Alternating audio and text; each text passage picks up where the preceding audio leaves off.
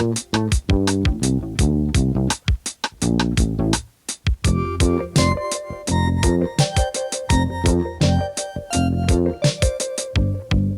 everybody, welcome to Improv FAQ at Length. This is a series of longer conversations about improv topics that have lots of questions surrounding them. I'm James Quesada. And I'm Bob Wick. And we have a very special guest with us. It's our good friend, Garrett Fuller. Yeah. Welcome, What up, what up? Glad to be here without any complications. I guess we'll also just mention, in case the diehard fans of Improv FAQ notice that it's a mildly different format because Zoom just wasn't working for us. So shout out to StreamYard for saving the day. And after about an hour of troubleshooting, we are now cracking into a really. We went through 4 laptops, at least 3 pairs of headphones each. It was nuts. Guys, I am so sorry the Wi-Fi's bad on my private jet.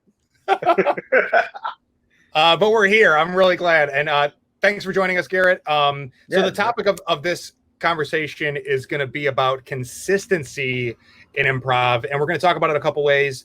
We're going to talk about it in terms of like being a consistent player from show to show, building your consistency of quality performance. And we're also going to talk about just consistency of your work. And Garrett has a channel called Wayne County Lyfe, which features a couple characters that he's done hundreds of videos with now. And there's a lot of consistency in building that kind of content, especially because it's unscripted and the same characters, 2 characters in throughout the whole series. So we'll talk about consistency in content creation too. Garrett, we talked a little bit before this, but can you start us off just with your immediate thoughts on the topic of consistency and what made you want to talk about it?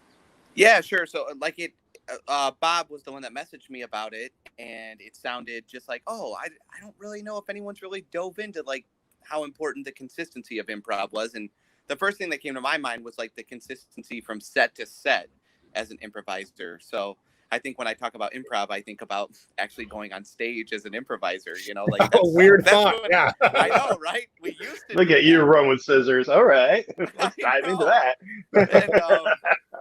And, I always thought that being consistent is one of the hardest things. I think it's in Tina Fey's book where she was like, the best improvisers in the world succeed like 70% of the time.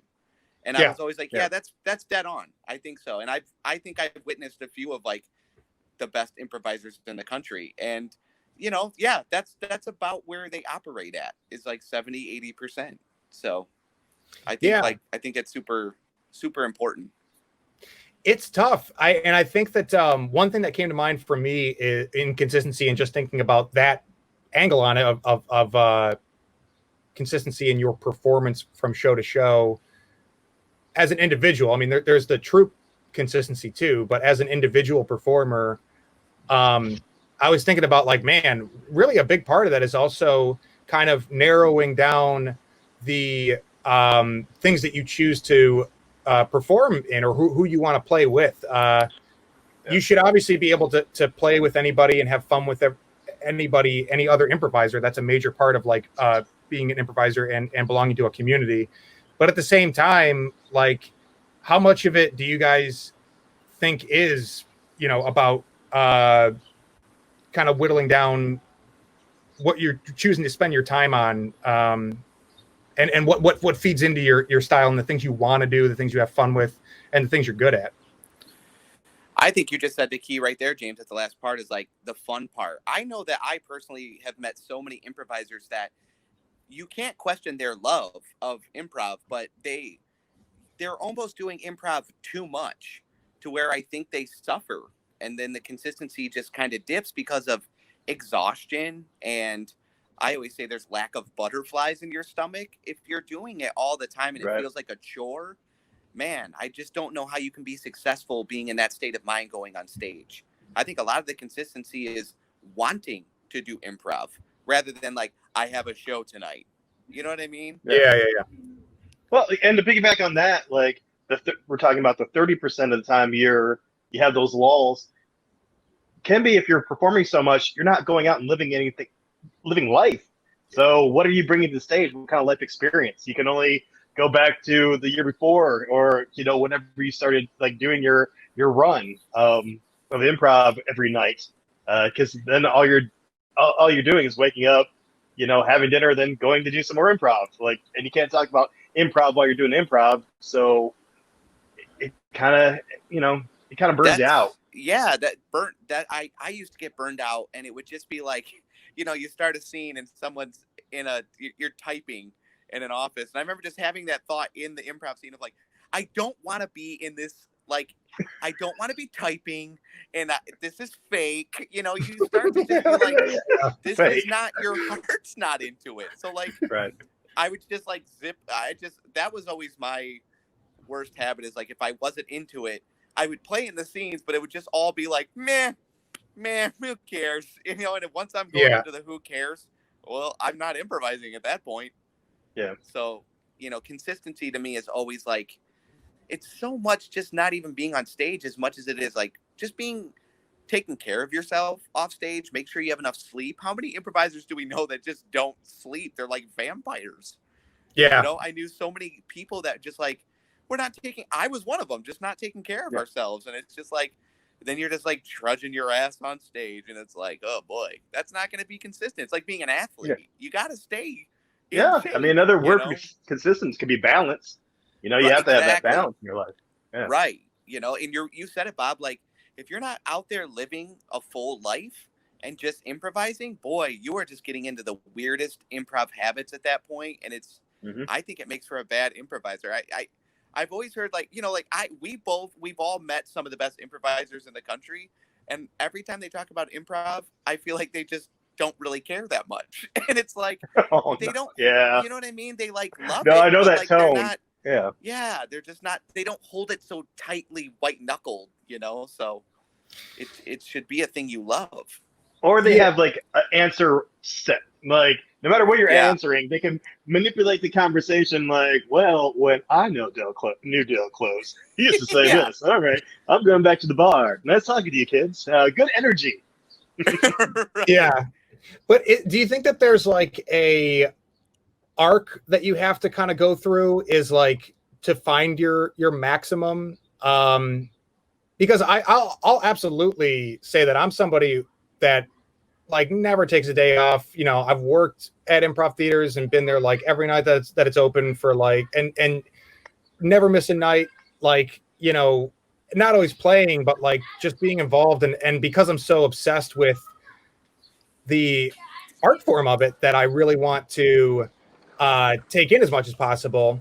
But like, I guess, is there like does everybody have a breaking point or a threshold that like, if you have the opportunity to go at it as much as possible for as long as you want, like, how do you kind of gauge when you're like, oh, okay, I've maxed out what I'm going to get from doing it nonstop. Now I need to get more from doing it less. Yeah, that's interesting. Like, could you kind of pinpoint like where that transition happened for you, Garrett? Like, because how long have you been improvising?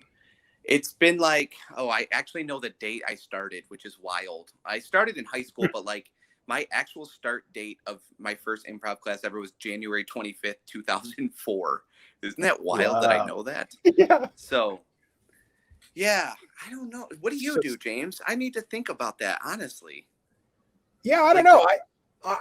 So I guess like as we're talking about, I'm thinking about it kind of like a spectrum, because like I have taken to trying to get more out of less, but I still am always having this issue of like, I have all these ideas that I want to work on in all these forms. And even right now, like as we speak, Pete has riled me up in a couple of conversations of going back to doing like Go Labs experimental improv with like short form and long form in the virtual medium.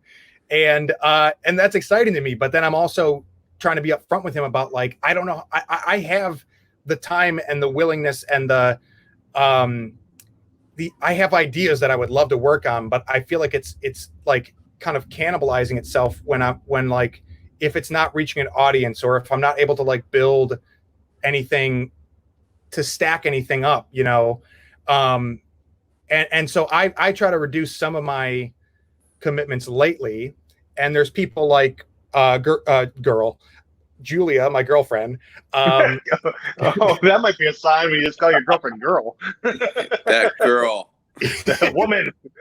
Girl, this apartment that so like, you know, she also, I think, is like kind of the type of person who maybe it's FOMO, or just like loves everything, gets enjoyment out of every opportunity, that it's like it's hard to kind of pick and choose which ones you let go of. And then so but like I'm a little bit more selective than she is, and so she's like, I don't know how you do that.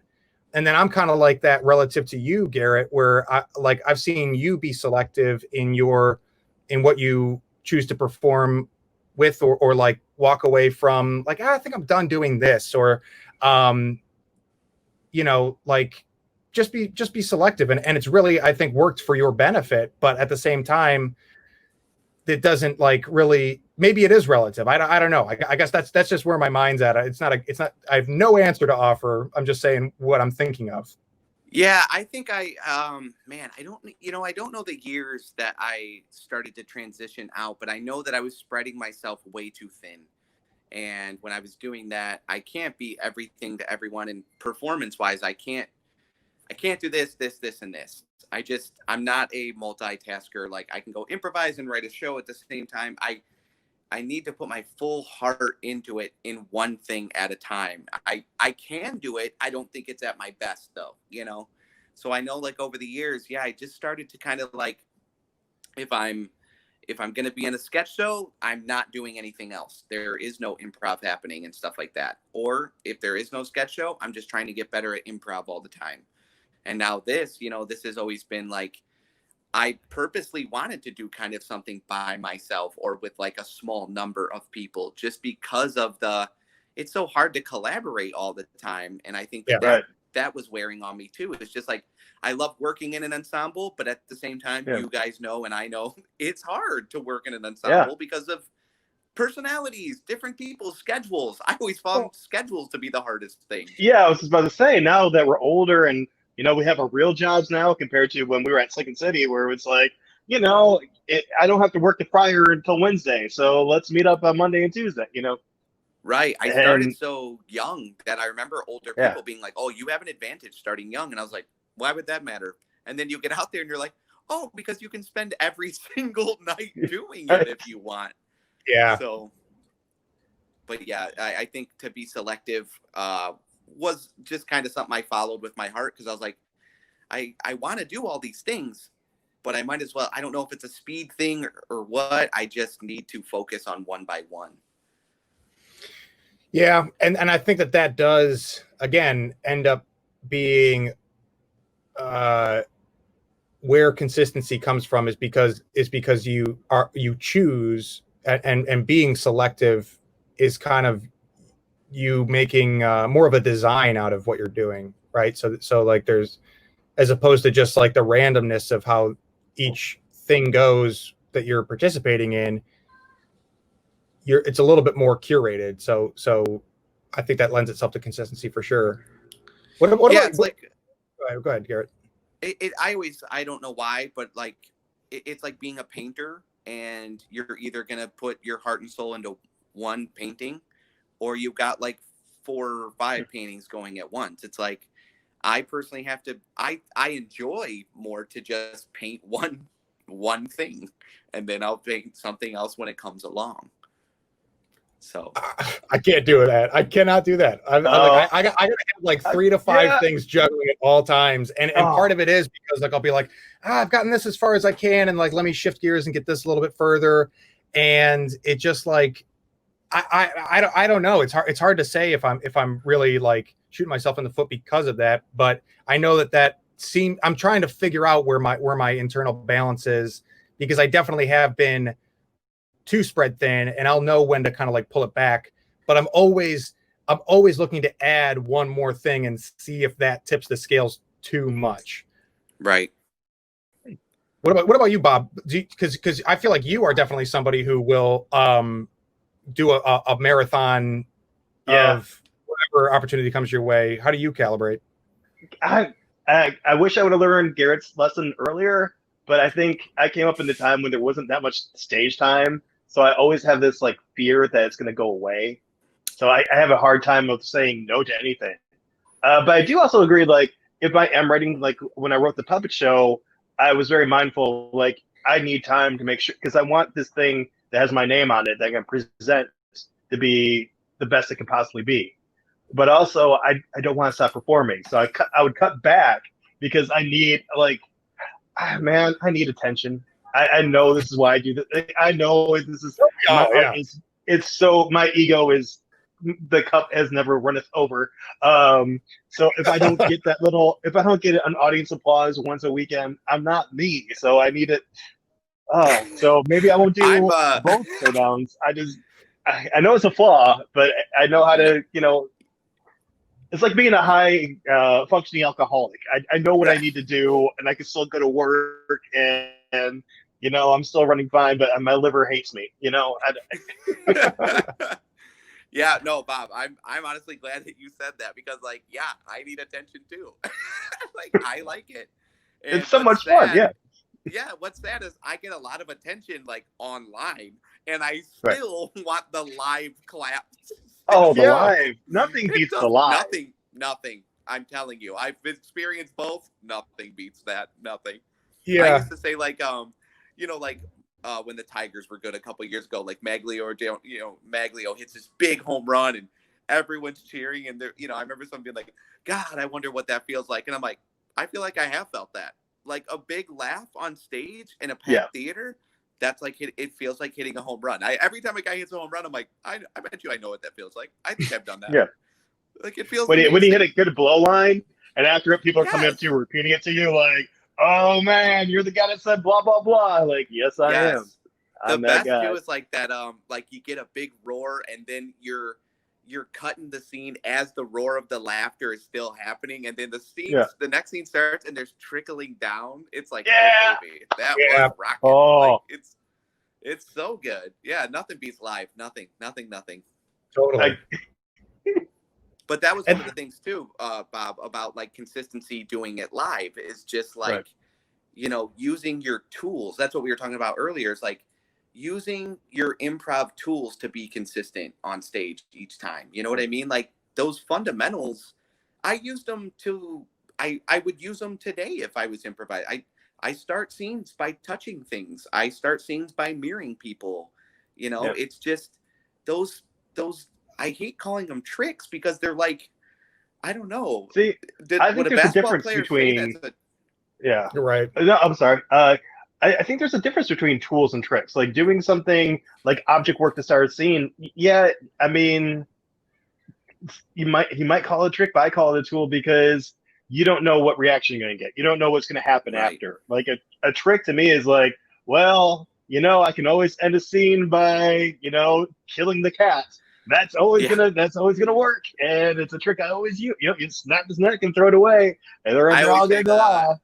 The trick is like that one person. It's usually a white dude who will like do like a he'll like mention a thing in the scene, but he's not in it. So like a tumbleweed will go by, and that person will go tumbleweed, tumbleweed. They'll act like they're the like that's a trick.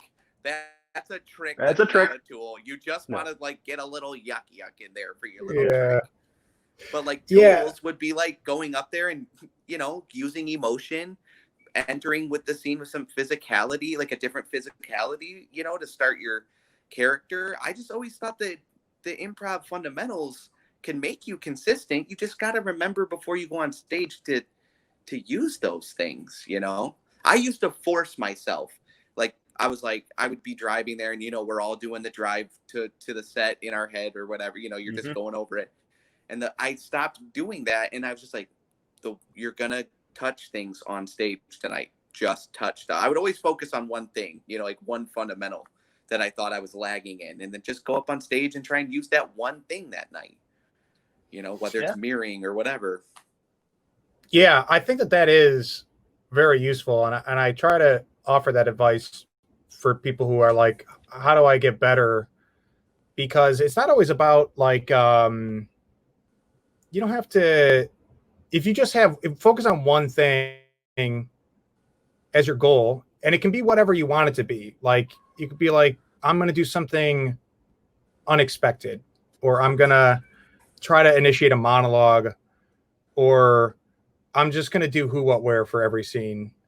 That really just gives you all the infinite possibilities of improv and whittles it down to like a nice, simple focus. And that can really just like go a lot farther than it sounds like it can when in between shows that like, oh man, there's all this shit that goes on that makes a good improv scene, but you don't have to be focusing on all those things at the same time in order to accomplish them. Right. It's, simplify it, just, I think we all go on stage and we're thinking about the crowd and the laughs and are we together and making sure this, and it's like, hold on though, what's going to make us have a good set? We have to go out there and like do the right things on stage to like make a scene go well. So let's get in that, just kind of simplify it a little bit and just, okay, when I go out there, I'm going to touch things. Okay. When I go out there, I'm just going to try and yes and, my biggest one was yes anding, where I was like, don't derail people, listen, and then just accept and go. I don't know. I'm just always like, that's the simplifying of it. Just listen and add, listen and add. So simplifying it always helped. Yeah, that's a good one. Mine was always high status. Like I gotta like, and I didn't realize I was doing this. Like you come in like because it gives you power. It's a comfort thing. Oh, it's fun. It is. You're directing in the scene. You're telling people what to do. Like you're the boss. You get to and you get laughs by like being like you get to call people shithead, and it's like that great. It's awesome. How do you guys deal with being in a rut when it comes to consistency? Like if stuff's not working, do you remember times when you were just in like, ruts that lasted for, weeks or months at a time and just like couldn't get the fun or the electricity back in the things you were doing? And like, how do you deal with that? Yeah. I honestly went through a lot of ruts in my head. I did. And, my number one thing is I have to miss this. So I would always step away from improv and go like live a life. Now, when I say step away, I'd be like, I'm taking a month off, and it'd be like 8 days. And I'm like, okay, I gotta go. I gotta go find a stage, and so, but yeah, if I missed it, I knew that I was going to come. I have to have those butterflies, and the ruts to me were always when I just wasn't excited about it. And the ruts come when you're not even enjoying being there. You're not having fun. Fun is the number one key ingredient. And if you're not having fun, why did you even go there? So I think people get stuck in those things where it's like, I have to perform. It's like, yeah, you have to enjoy performing as well. Yeah, absolutely. I think that the other side of that though is while you're still growing though, I think there's a certain point where we're like, again, you may get everything you need out of hitting it as hard as you can as often as possible, but up until that point there is like sometimes you have to try and fail and have less fun for the short term so that you can get better at having fun in the long term with whatever the mechanical skills or repping those fundamentals and kind of being clumsy about it. There still is like a hurdle to get over. And it's sometimes tough to see the difference between oh, am I just going through the growing pains of getting better? Or am I burning out and kind of atrophying needlessly, Right. I think you have to enjoy the process of getting better, as hard as that is. You know what I mean? Like the ruts make you grow. We've all been there, man. I've cried driving home from sets. I'm not afraid to say that. And like, yeah, I've taken them hard, and like I'm in a rut, and I think I don't know, it goes through peaks and valleys, and something happens and you break out of it. I wish I had better advice for people to like. I just think like if your heart's not in it, you gotta find a way to love it one more time. Yeah, no, that's good. That's good. I mean, that's something I can't tell you how many times I've had this conversation with people. Like, don't have that conversation with yourself in the car. Like, fire that judge. I'm with you, Garrett. I've been there too. Like, oh, I should have said this, or I wasn't listening, or whatever. I'm always playing the boss. Yeah, it took. It honestly took. I've been doing it 15 years, but it's like right. it took 10 years for me to like.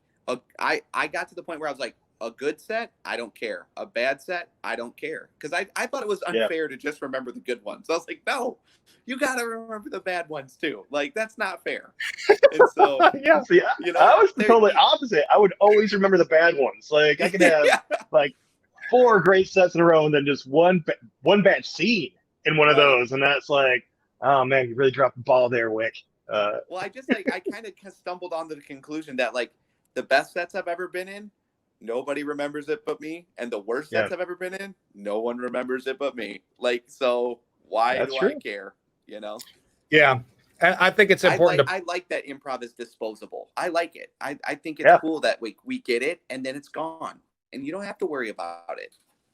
Yeah, yeah, and the treating the good and the bad ones the same is a great point, and I especially when the answer is don't give a shit about either of them. Right. It reminds me of I think it's a Seinfeld quote, who is like, don't blame the audience if your set doesn't go well. You can't be like, they were a cold audience, or they just weren't feeling it or whatever. Because if you do that, then you also have to blame the audience when you do well. That's much smarter than that's true. That's true. But yeah, I think that I saw this great quote like months ago. I saw it on like a sticky note at my buddy's apartment. And I was like, who wrote this? And he was like, one of my friends wrote it. And I was like, man, and it was just, I was like, that's a good improv thing. And it was, give a damn, don't give a fuck.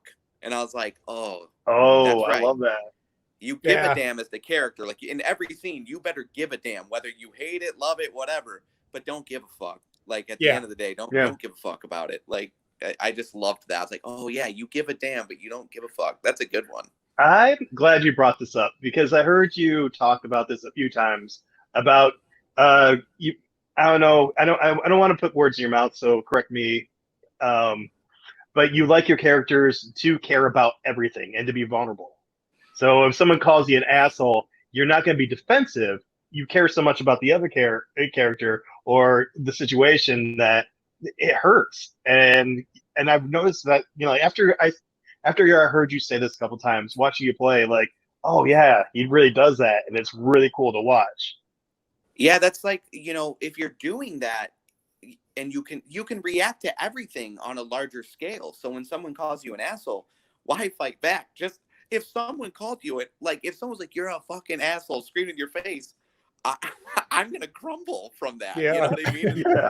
Like it's much more. I mean, fighting and screaming is fun, but we've all done that on stage on the first day. You know what I mean? Right. Like, yeah. Doing the one where someone's like, "You're How shitty could your you job," say and that? it's like, open the window, I'm jumping. Like it's just taking. Yeah, you're right. I mean, just care about everything to the 10th degree. It's way more fun to play that way. I remember PJ. When we were early on, we were doing this scene, and 2 people were in the scene, and I wanted to get in on this good scene they were doing, and they were in an office, and they were going to have a pencil fight, and they were sharpening their pencils and I was like, it was a good scene. They were like in a battle with sharpened pencils. And as they were about to fight, I jumped in to get my little yucks, and I tried to be the boss again, Bob. And I just started bossing him around, and PJ stopped it on a dime, and he goes, "What the fuck?" And I was like, "What?" And he goes, "You made them stop pencil fighting." And I was like, "Yeah." He goes, "What's the fun in that?" And I was like, "Oh, you're right." He's like, "Why wouldn't you throw them more pencils?" And I was like, "Oh, heightening. Okay." Like, right? It was a good lesson to just like care. fucking care. It was, why would I stop them? They care very much. So Yeah. I'll come in and I'll give a shit too. Yeah. Take part in the fight, not try to stop Right. it. Yeah. Right.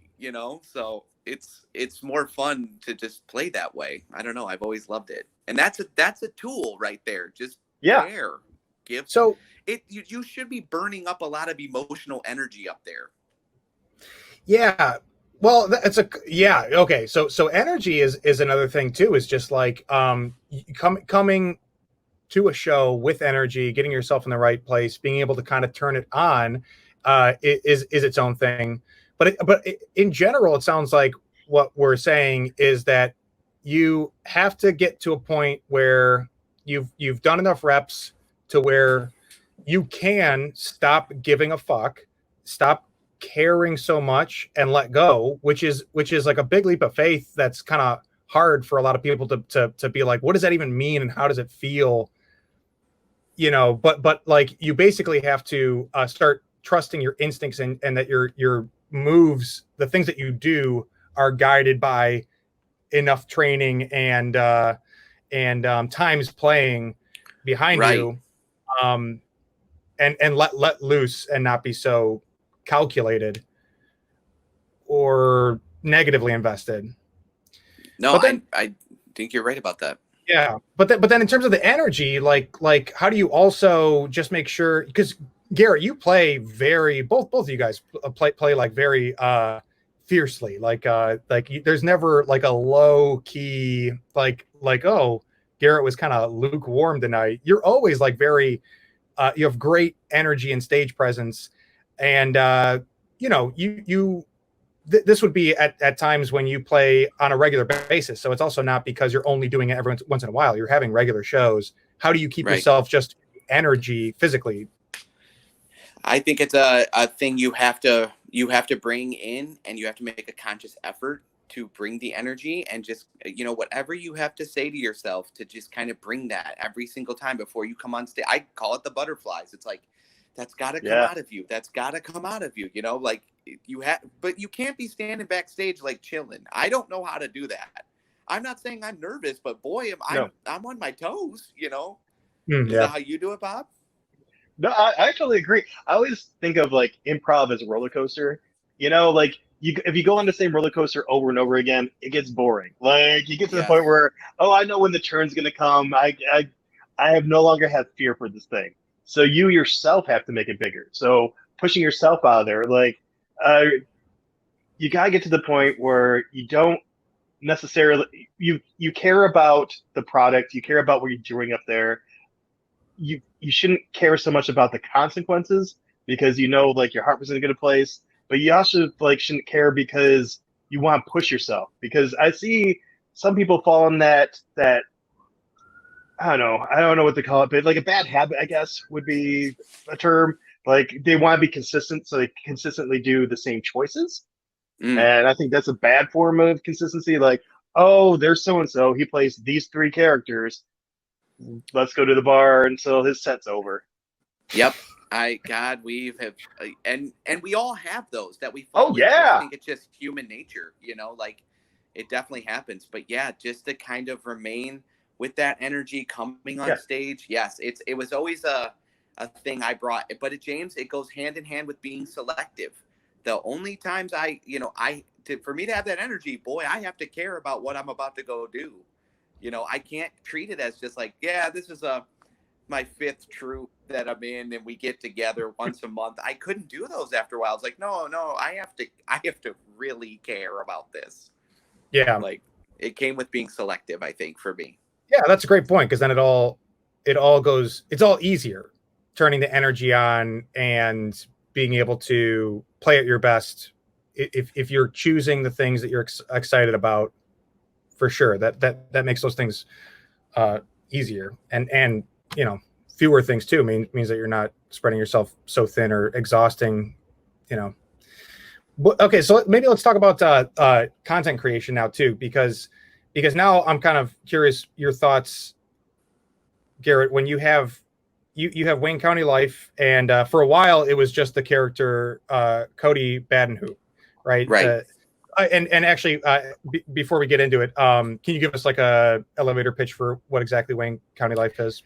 Yeah, Wayne County Lyfe is like this. I would call it a web series, I guess. And I play two different characters, and they both are kind of guys that I grew up with, and Bob would grow up with. Yeah. And honestly, James, you grow up with. We're all from around here, And Yep. Yeah.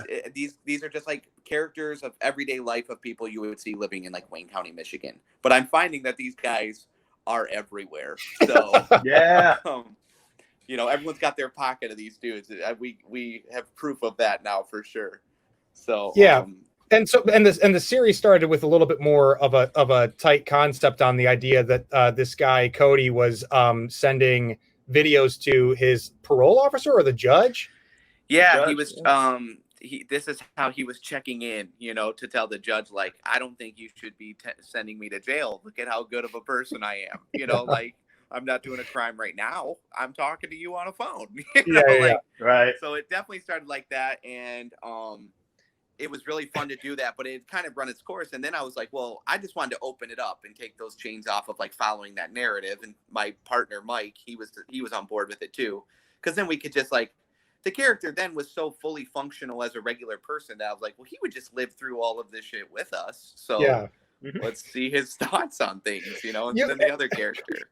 It's so great because these two guys are they're vlogging is what they're doing. But Yes. But they're two guys who have no business vlogging, like who in the real world would probably have no interest. Oh in no, I wish I could put you guys on the UAW Ford secret site, because man, there's a couple people who give Garrett a run for their money, and they're being earnest. Oh yeah, that's the thing. I'm always like, no. My character is like downplaying some of these guys. Some of these guys are UAW boys. Oh baby, those are the guys. No, I post your videos on those as like almost to troll them. I love it. Yeah. Yeah, those are the dudes, man. That when I get stopped by those guys, oh my Lord, do they love it? And I'm like, oh, okay, you like it? Okay, I'm yeah. And then so it started with Cody, but then you eventually have Dip Cup. Yes. And when did he show up? Like a year longer ago? Yeah, maybe like 3. I've been doing it for like 5 years now, or maybe 4. And yeah, about a couple years ago he started in. We were just like, Cody was fun and stuff, but I was like, man, I have more in the tank, and like, again, it was like, I'm feeling bored.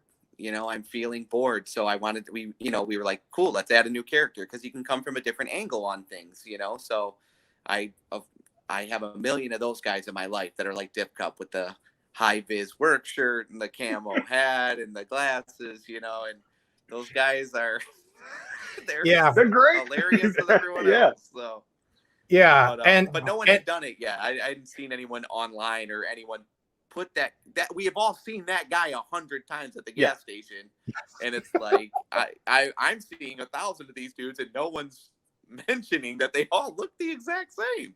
Yeah, totally. But it's just so great because you put I wouldn't call these guys nuance, but your take on them is nuance. So it's, I think that's the fun of it. Like, oh my God, you're just hitting it right at the head on the nail so well. I think I just get the chance to dive deeper into the character's thoughts. Yeah. Like we've seen characters like Cody on screen before, but like, we don't get to hear what Cody thinks about 401ks. You know what I mean? Right. Like, I get to just dive more in. I think people are always like, wait, these guys love pets? I'm like, oh yeah, they love pets. Like you can see multiple layers of the characters. Yeah. And at this point, the series is super successful. You guys just broke 100,000 likes or followers recently, right? Yeah, we broke 100,000 a couple weeks ago, which is just an absolute surreal number. I can't even believe it's there. That's incredible, man. Yeah. And but I just focus on the content. The numbers are great and that's super fun, but like me and Mike, we always talk about now that like, man, one time we got 17 shares on a video and I lost my mind. I was like, this is the greatest day of my life, and now the numbers are insane. But if you look at those old ones, man, they're from, shares. It's crazy. I was making those things for me though. Me and Mike were just making them, and we were like, we would have a couple people who would comment on all the videos, and we're like, okay, cool, they commented. We'd have 3 comments, and I'm like, this is great, this is working. Yeah, so I guess that's my question, is that like it's built up to something where I can definitely see how, you know, that same kind of like interactive or validating engagement with your audience and stuff is definitely not the same as being in front of a live audience, but like you've built an audience that you can riff with, or you like see, you can be in the comments and feel like you're speaking to an audience and not just a shout in the void or whatever. Right. But it took so long before getting to that point. How does it change when you're creating content consistently, and how do you keep yourself entertained, or like, are you kind of like benchmarking yourself or aiming at something, or are you just trying to get rid of all of that and just have fun with the things you're recording? Yeah, I think it goes right there. It's like I've been doing this so much, and the content is created. I've done so many videos because I love this. Like, I chose something that I really loved. All I wanted to do was like, I think I saw a Kyle Mooney video, and he just did a character into the video, and I was like, wait, that's okay. Oh, I play characters on stage, and that's my favorite thing to do. I guess I could just record myself doing it, and playing characters is always my favorite thing to do. And when you have a good character, oh man, you want to do it all the time, every time. We all have our stock characters that we love to play. These are mine, you know, and now I just record them now. So it really did come, the consistency just came from like truly just enjoying it, you know. Like, if you're in a project that you're not enjoying, I don't know how you continue doing it. So I really was like, okay, these are for me. Like, at the end of the day, I'm the one enjoying it.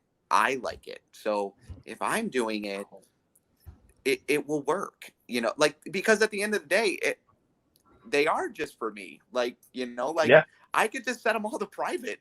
There's just, I like doing it. Like, I am so glad you said that, because I've had so many students who pitch project or have project ideas they're excited about, but never take that step into develop.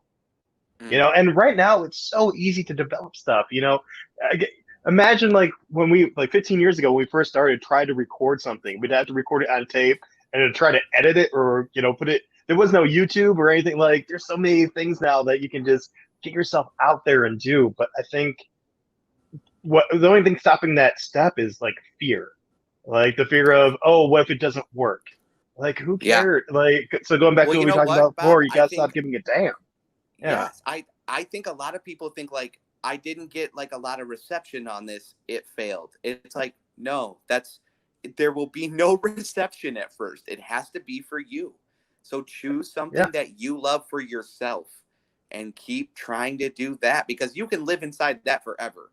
If you're just making shit for yourself and you're like, man, I enjoy doing this, well, you'll do that forever, you know. But like, you have to enjoy it, because man, I was making videos, and me and Mike were making videos when ain't nobody watching it, and it was like, but I was like, man, that one was funny, I loved it, you know. And like, who knows? And you know, it just, you have to enjoy it. So I don't care about the numbers. If the video's fun, that's it. That's all I'm thinking about is this fun? Am I enjoying this? Is Mike thinking about the numbers? Is he like, let's put a face? Yeah, Mike seems like a number guy. Yeah, you know, it's kind of his job to know the numbers. Yeah. You know, like in our combo here, you know, like Mike is and thank God he's a numbers guy. Thank God, because we'd be lost if he wasn't. But yeah, he looks at the numbers and he's good with like figuring it all out and stuff like that. But Mike sends along, like, you know, he definitely creates the content with me. Mike has amazing ideas, and he knows the characters very well as well, you know, and can come with stuff all the time. So there's no doubt I can't do it without Mike. That's the other thing, consistency. You know, I'm selective on who I work with because I have to enjoy working with that person or people. So, and me and Mike we just hit it on all those things. Yeah. But just like kind of living inside the characters. Yeah, that's where it comes from. It's just, that's the consistency, is enjoying it. Yeah, it's it's so easy if you're having a shitty time to be like, I don't want to do this.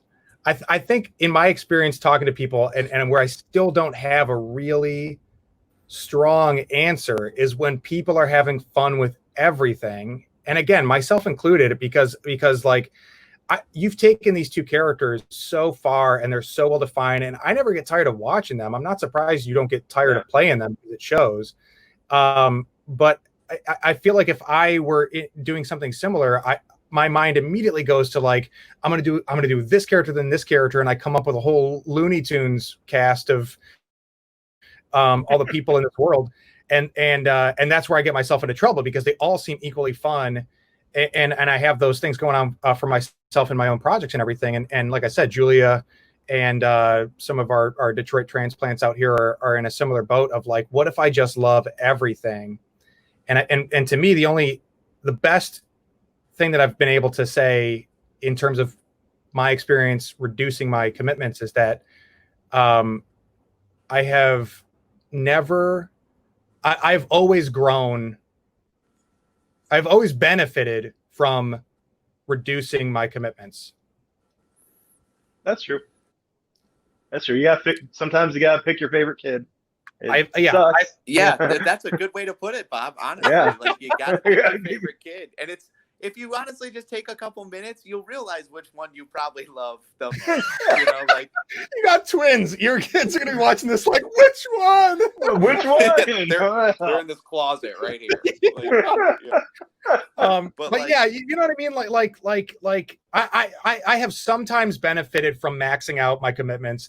And sometimes I've done it to the detriment of what I'm getting from each one of those. But I've always gained from reducing those commitments.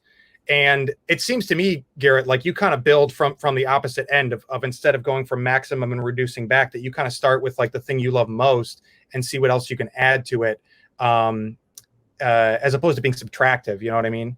Yeah, smaller has always been better for me, just like smaller steps. So it was like, okay, I want to play this character named Cody. Will you help me film it? And Mike was like, yes. And then it was like, okay, turn the camera on. And then we made one video. And then that was like, okay, that's good. And then we made one more video. You know, we just go in steps, and we always allow ourselves, like, he goes, can I dream for a moment? I'm like, yeah, let's dream for a moment. And then we'll dream the big stuff of like, and if it was a TV show, I would get this person to play the dad, you know, or whatever. You know, that's like, cool. Of course, those are such. Have you ever talked about that? Like expanding that world, like Trailer Park Boy style or Letter King style?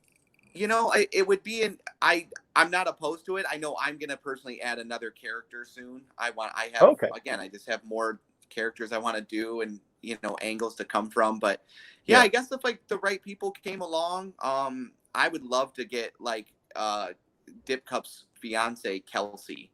You know, like I think that would be so fun to find her.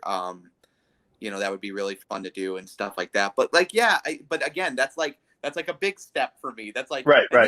And then we'll get her, and it's like, I haven't met that person. I don't even know what I would do yet. You know, like, so I just focus on my little notepad and my ideas, and I just go with it and step by step. And you always want to run faster. And I'm like, but I am running fast. Just run slow and steady. So just be consistent, just little things.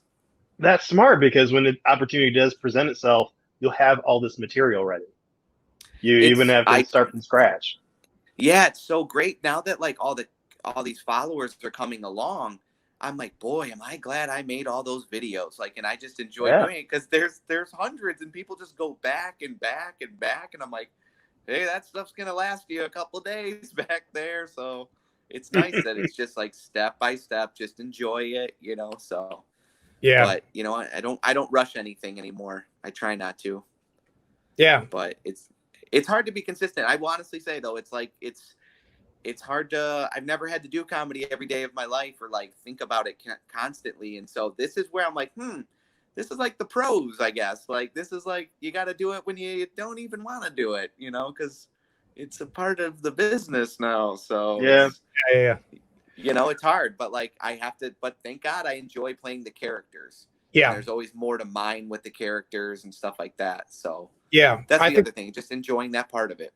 Yes, I think that's really hearing you talk about it is the most important takeaway for me. Hearing your approach to things is that loving the learning curve, even when it's quote unquote not fun, you still love that overhead view of the process and the direction you're heading, and you have to love the work that you're doing independently of an audience or the instant validation of playing in front of a live audience. You have to imagine a world where that taken away, and are you still enjoying it and to what degree? Right. You have to enjoy it for yourself at first. It's I think Mike Birbiglia, the stand-up, was like he's like, when you're first starting comedy, you have to be a psychopath. You have to pretend things are going well. Right. They're not. But you have to say it is. Yeah. And so with that stuff, I was like, okay, I like doing this. I'm just going to keep doing it till it's not fun. And it hasn't stopped being fun yet. So That's we're good to going to hear. keep I love going. that. That's what me and Mike always say. Something great will happen, and we'll be like, yeah. And he'll go, you want to keep going? And I'm like, yep, let's keep going. And it's just the next day, we just keep going and keep. I think people probably think it's so much more exciting than it is, but it's so not. It's just like, got to do it every day and think of ideas. It's not very glamorous. I'm in the middle of the woods filming. It's not glamorous. So. Yeah. Well, I mean, I've loved so much, especially just having the vantage point of seeing it from the very beginning and to where it is now. It has been so incredible. I'm so right. Congratulations on that, by the way. And I'm very much looking forward to seeing a third character and whatever it is that you're wherever you're going to take it next. I'm excited to see. Beyond what you just talked about, are there other things that you wanted to kind of give people a teaser on with Wayne County Lyfe or with anything else that you're working on? No, I guess just kind of look out for the new character and stuff. I can tell you a little bit about it if you'd like, but yeah, yeah, man. It's gonna be like one of the characters he talks about that Cody and Dip always talk about is their Uncle Terry. And I've mentioned him, and stuff like that. And he's just going to be, it's an older guy. I'm going to play like a 60-year-old guy. I bought this beautiful wig. That's another thing. You have to be a nerd. You told me about that. Travis's bachelor party. Yeah. So I got this beautiful wig and these glasses and stuff. And it don't even look like me, which I'm like, wow, this is weird. Wow.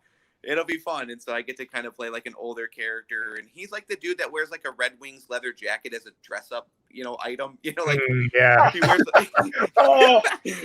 wears a Red Wings leather jacket to a wedding, and it's like, why are you wearing that? That's my dad's best friend. Like, oh my god. Do you have that? Is that part of the character? Is a leather jacket for Red Wings? Oh yeah, I have to still find one. But he also wears like these other shirts that like those old guys wear with like the collar, and they have like an elastic bottom on them. They're like a polo, but the last I could show you. You would know exactly what I'm talking about. Okay. When you see it. Yeah. And again, I'm like looking at him, looking at these guys all the time, and I'm like, no one's done this guy yet. But he looks like every baseball coach I ever had. He's just, he's just the one that thinks you should take dirt grounders, like get the grounder. Right. So it'll be fun to do. I'm excited to do it. So, but again, it's like we could build up and like add people, or we could build outward and I just add more of myself to it because I just have more. I have more characters to do. I'm still enjoying it. So, but that's awesome, man. Very cool. Yeah, I'm excited. I can't wait to see this guy. Grateful. Bob, I do it for the old school crew, bro. I do it for the old schoolers, dude. No, man, it sounds like my dad's best friend. Like he has that. He also wears a Stone Cold 316 shirt to everything. Like, if this character collects camel bucks, I know this guy. My guy's gonna be the guy who like he has a hot rod, but he also wears an airbrush t-shirt of his hot rod. Hot rod, like, yeah. And he's just like, yeah, I gotta throw him a shirt, and it matches my car. It's like it's like every guy my dad ever hung out with, and they're all named Ace or whatever. And I'm like, why is your name Ace? That's not a name, So, but there's still putting the pomade in her hair. It's like I just enjoy playing the characters, so I have more to do. So I just get to paint. I'm just gonna paint another painting now. It's awesome. Yeah, and I know we kind of mentioned it earlier, and we're nearing the end of our time here, but people who are these people, like you said, really love it. And I think it's because you play the characters with love and with like optimism. You know, like there's a stray, even for Cody, who's just like kind of like mischief and rebellion and wreak havoc, is still kind of like his energy is positive for what his outlook is, and Dip Cup especially is just like he's a rabble rouser, and I don't know, you could feel like you're shitting on these people, but instead it feels like you're really just giving them an optimistic persona, and I think that resonates with the people that you're I imagine that the audience that you're reaching. Yeah, Bob, you said it good earlier. That was a good reminder for me. Is like that's what I do with the characters. Is they care about everything, and they also care about everyone else. So, like, Cody is like, he's probably, you know, you want to keep your distance from Cody, but if you're at a party, you're like, this guy's really fun. Like, I have a beer with Cody. If you're at a party and Cody was like, yo, I want to go to 7-Eleven, you would be like, I'll go with you. You don't know what you're gonna end up doing. You know, you're like, a little annoyed, shoplifting. It would be less fun if Cody wasn't here. Yeah, but he's like the dude that'd be like, "Yo, James, I'll burn down a house for you." Like he'd be so loyal to you. And Dip's the same way, where he's like, he's just buddies with everybody. Why would you hate anyone? What's the problem? Totally. You know? You gotta care about everyone. Yeah, so I think people want to be their friend. You know. Yeah. That's what makes the video so great. You celebrate these people rather than make fun of them, because I can see a different style of performer, like, oh, this is why this person's stupid, and you know, type stuff. I see ones where they're doing like caricatures, you know, and I'm just like, you're just ripping on people. I don't know. I want you to feel them. I want you to think they're real. You know, that's why with Uncle Terry, I'm gonna try and make him to where he's like, man, I wish that was my uncle. You know, that guy's great. You want people to care. Yeah, he's like, man, I wish he would give me a noogie. You know, like that would feel good. Oh, I miss those. So, yeah, because that's one of the things that's going to be is that Mike films them, and he's my nephew, but he's a grown up. But I still always am trying to like give him noogies and beat him up a little bit. You know. Yeah, that's awesome. I'm really looking forward to it, man. Thanks so much for joining us. This has been an awesome conversation, and we are glad to hear that you're doing well. And man, so good to see you. Yeah, you guys too, man. It was awesome to talk about improv for an hour, man. Anytime you want, man. And the sanity. Yep. And we'll make sure that we include links to Wayne County Lyfe. Correct me if I'm wrong, but you are on Facebook, Instagram, YouTube, but you mainly live on Facebook, right? Yeah, Facebook is like predominantly where it lives, but yeah, so you can catch them on those 3 platforms there. So we have a Twitter, but that feels like we're throwing it into the abyss. So I don't know. Yeah. All right, awesome, man. Well, thanks again, and we'll catch you next time on Improv FAQ at Lyfe. Thanks, guys. Bye. Bye.